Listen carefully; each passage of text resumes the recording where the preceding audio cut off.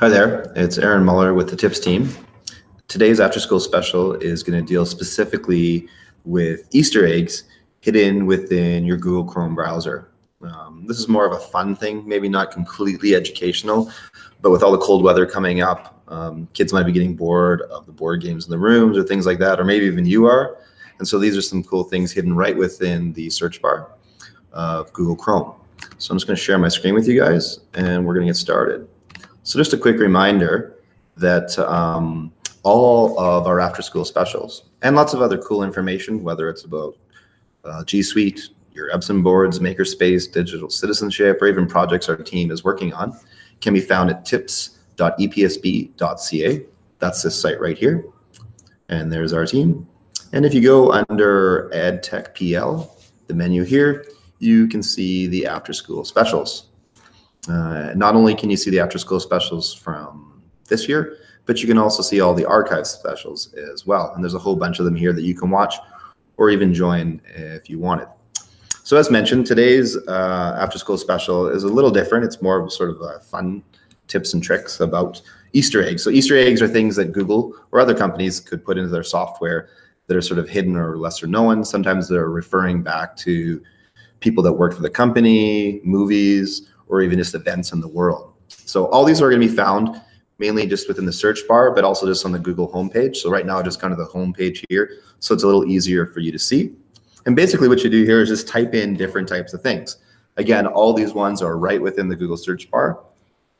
So for instance, one of the first ones that we could do is just say, and you can see I've already searched some of these, but what sound does a dog make? So if you click on that, there's a little dog, and if you click on the sound, you get the sound of a dog. So I'm going to let the teachers in the audience figure out how this might have some applications for an educational setting. I can see lots of them, but not only do they have dogs, they even have tigers or roosters or even a humpback whale. Anyways, and so there's a bunch of other animals over here as well, like a cat.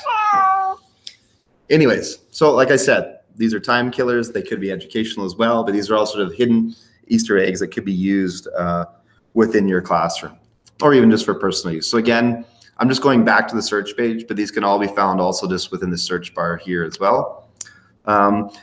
Excuse me, this is a bit of a throwback for some of those people, but for those of you missing maybe solitaire on your Chromebook, just simply type in solitaire and play the game.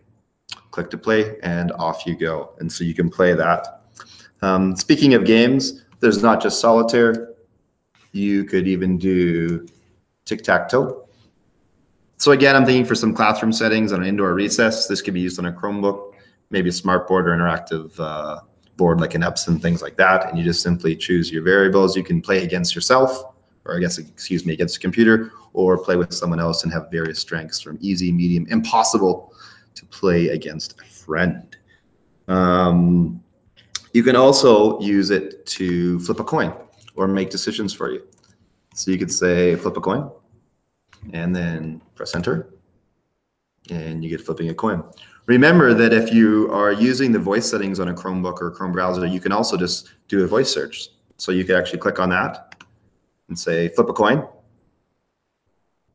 Oh, According to Wikipedia, coin flipping, coin tossing, or heads or tails is the practice of throwing a coin in the air and checking which side it's showing when it lands to choose between two alternatives, sometimes to resolve a dispute between two parties. I said say flip a coin, I meant just flip a coin. But regardless, we saw the strength of the voice in Google. So again, that's there. And not only do you have flip a coin, you could also have roll a dice. Rolling a die. You rolled a 4. So again, you can see the different ways that these are just hidden. They could be used. I know some of these applications could be found elsewhere, even within Smart Notebook.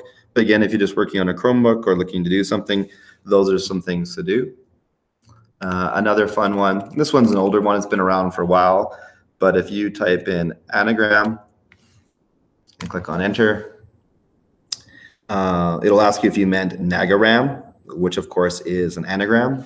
And if you're not sure what an anagram is, just look over here and search it for yourself and you'll see it. It's a word phrased by rearranging the letters of a different word or phrase. So you can see listen is also with silent. So those are a couple of neat ones that are out there. Another one for those of you that were Seinfeld fans, and this one's really just more of a simple one, but if you just type in Festivus, I'll let you try to figure out what was added. But basically, there's the Festivus poll here. So again, not really sure how that one's going to work in the classroom, but again, remember today's after school special is meant for any and everyone in terms of things like that. One of the neat ones that kids definitely could do in classrooms or even you is just within the search bar, do something just like fun facts and press enter. And every day you'll be given sort of some random fun facts. So how long can you keep ground beef refrigerated? Well, there's the average and the information about it. And you can just simply ask another question there. How much is the Mona Lisa painting worth in 2014? So a bunch of random facts. So this could be something that you start your day off, or kids could use it, or maybe it stems from a writing piece. If you wanted to go back in time and see what Google looked like way back in the day, just type in Google in 1998. And what you're going to get is a look and feel of what the search engine looked like back then. The biggest giveaway is their old logo here. Excuse me. As well as a bunch of other things. But even the results are much smaller than they are now. Now we're in the millions. And then you can say, take me back to the present. So again, some of these are very simple. Some of these have educational values. Some are just fun time killers. Speaking of fun time killers, there's clearly a few gamers on Google's search team, because if you type in something like, whoops, Super Mario, you'll get a nice search of Super Mario on images. But for those of you that ever played Super Mario Brothers, if you go over to this coin piece and click on it, you'll hear the infamous Super Mario sound. And for those in the crowd that maybe weren't Super Mario fans, but were more Sonic the Hedgehog, just type in Sonic the Hedgehog. Same thing, you'll get an image. And if you click on Sonic, you'll get Sonic's spin.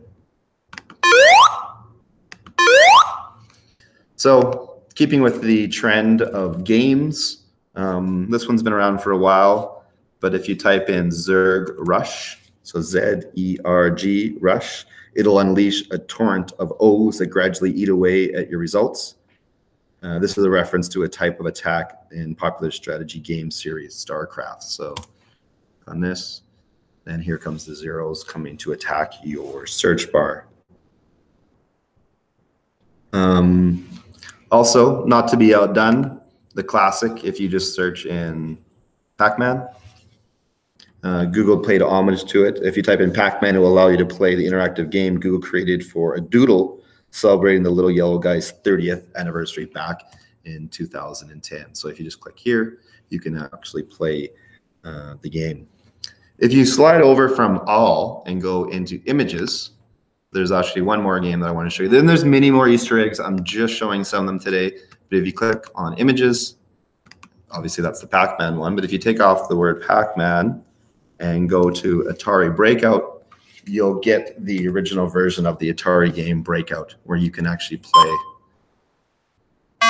It's hard to believe that people used to play this for hours on end, but I'm sure that if you're on day 8 or 9 of an indoor recess or waiting for a plane or a doctor's appointment, that might be something that you may want to consider.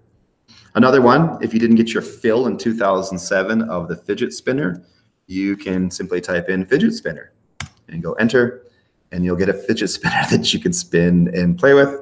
Not really that relevant, but up here you can actually bounce between a fidget spinner and a number spinner. So again, if you needed to decide on a group or something, just simply spin it. And this one could be there, and it lands on a 4. So let's jump around since we dealt with gamers and random facts and sounds that things make. Another one, this is a tool for musicians. Just type in the word metronome. So M-E-T-R-O-N-O-M-E. I'm not sure what I'm doing there. You'll get a metronome, which you can basically do your beats per minute. So you can increase it or decrease it. So if we wanted, about 74 beats per minute, and then play it, there's your metronome that you used to have if you had piano lessons back in the day, and you can speed that up to 154 beats per minute or slow it down. So that tool's there as well. The last trick that I wanted to show you, and there's a whole bunch of other ones, as I mentioned. These are not the only ones. But the last trick I wanted to show you is actually within your Google Chrome browser, but on your mobile device.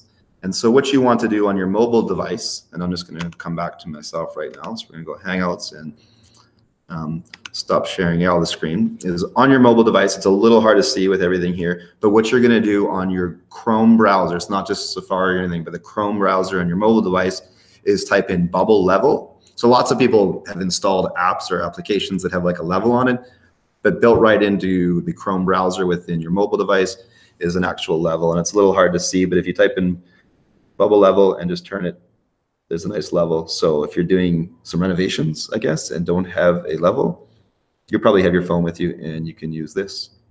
So I hope you enjoyed today's after school special about random Google Easter eggs hidden with the Chrome browser. Don't forget to visit our webpage at tips.epsb.ca for more resources or information. And last but not least, if you are thinking you do a better job than me or would like to do a better job than me or support or share some other resources, our team would love to hear from you, and you can participate on an after school special as well. Just email any of us or even email tips@epsb.ca. We'd love to hear from you guys.